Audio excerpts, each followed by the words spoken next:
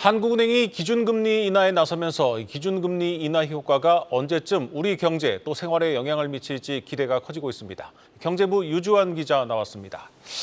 유 기자, 무려 38개월 만에 기준금리가 인하가 됐는데 먼저 우리 국내 금융시장 반응은 어떻습니까?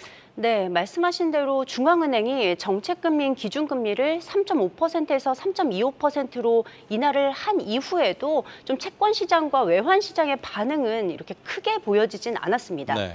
오늘 오전 기준으로 국고채 3년물의 금리가 2.95%이고요. 10년물 금리가 3.09% 수준으로 금리 결정을 전후해서 별다른 차이가 없습니다.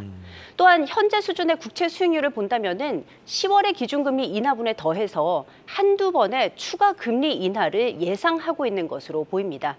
또 환율과 주식시장 역시 기준금리 결정 당일에 매우 제한적으로 움직였다는 점을 볼 때 시장은 기준금리 인하를 예상을 해왔고 더 나아가서 추가 인하될 부분까지도 이미 상당히 반영하고 있다고 볼 수 있겠습니다.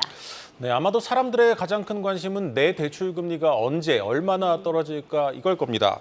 이건 언제쯤 좀 체감할 수 있을까요? 네, 말씀하신 대로 한국은행의 추산한 결과를 보면은요, 기준금리 인하폭인 0.25%포인트만큼 대출금리가 하락을 한다면은 국내 가계대출자들의 연간 이자 부담이 약 3조 원 줄어들 것으로 예상이 됩니다. 네. 대출자 한 명당 평균 15만 3천 원씩 부담이 줄어드는 것이고요. 특히 금리 인하는 취약차주들에게 유리한 결과를 가져올 것이라는 것이 한은의 예상입니다. 그런데 실제로 대출을 내어주는 은행들이 대출 금리를 인하할지 여부는 별개로 좀 따져봐야 할 문제입니다. 대형 은행들에게 문의한 결과 당장 금리 인하 계획은 없다라는 답변이 돌아왔습니다. 그 이유로 첫째, 이미 대출 금리에 기준금리 인하가 선반영됐다는 점입니다.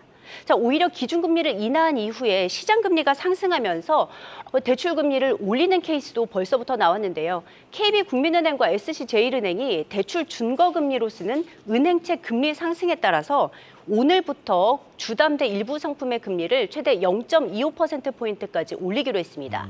자, 또 다른 이유로는요, 은행들이 연초에 대출 계획을 포함한 연간 경영 계획을 당국에 제출을 했는데요. 5대 은행 중 4곳이 진작에 가계대출 한도를 이미 넘겼습니다. 또 일부는 크게 초과한 상황입니다. 이 때문에 연말이 다가오면서 대출 규모를 줄여야 하기 때문에 금리를 즉각적으로 내리기는 더욱더 어려울 전망입니다. 네, 당장 이자 부담을 줄어들기는 어려워 보이는데 그렇다면 이 기준금리 인하로 이 소비가 늘고 내수가 살아날 것이라는 기대도 조금 어려워지는 것 아니겠습니까? 네, 현재 지속된 고금리의 영향으로 인해서 소비와 투자 모두 많이 위축이 돼 있는 상황입니다. 이 중에서 소비 부문을 좀 살펴보면요, 가계 대출이 급증하면서 가계 여윳돈이 줄어든 것이 통계로 좀 확인이 되고 있습니다. 네. 2분기 가계 순자금 운용 규모가 41조 2천억 원으로 전분기 대비 크게 줄었고요. 또 3분기 들어서도 주담대 위주로 가계부채가 계속 늘어왔기 때문에 당장 소비 여력이 늘어날 것으로 보기는 어려운 상황입니다. 여기에 차주들의 실제 상환 부담이 줄어들려면은 이미 반영된 이상 수준까지 금리가 더 내려가야 하는데요. 추가 금리 인하까지는 상당한 시일이 또 걸릴 전망입니다. 금통위원 6명 중 5명이 앞으로 3개월 이후의 기준금리가 동결 상태일 걸로 예상을 했습니다. 이를 근거로 많은 전문가들이 11월에는 금리 인하 가능성이 낮다고 보고 있고요. 내년 2월 이후나 돼서야 상반기에 2번 정도 기준금리 인하가 이뤄질 것으로 예상을 하고 있습니다. 또 아까 살펴봤듯이 내수를 살피기 위해서는 또 이창용 한은 총재가 좀 국가 내에서 언급한 것처럼 통화 정책뿐 아니라 재정 정책도 좀 보완을 맞춰주는 것이 필요합니다. 이 때문에 정부의 적극적인 재정 정책을 요구하는 목소리가 높은데요. 여기에도 상당한 제약이 있습니다. 정부가 건전 재정 기조를 이어가고 있는 상황에서 올해 세수 결손이 무려 30조 원이나 될 것으로 예상되고 있습니다. 네, 잘 들었습니다. 경제부 유주환 기자였습니다.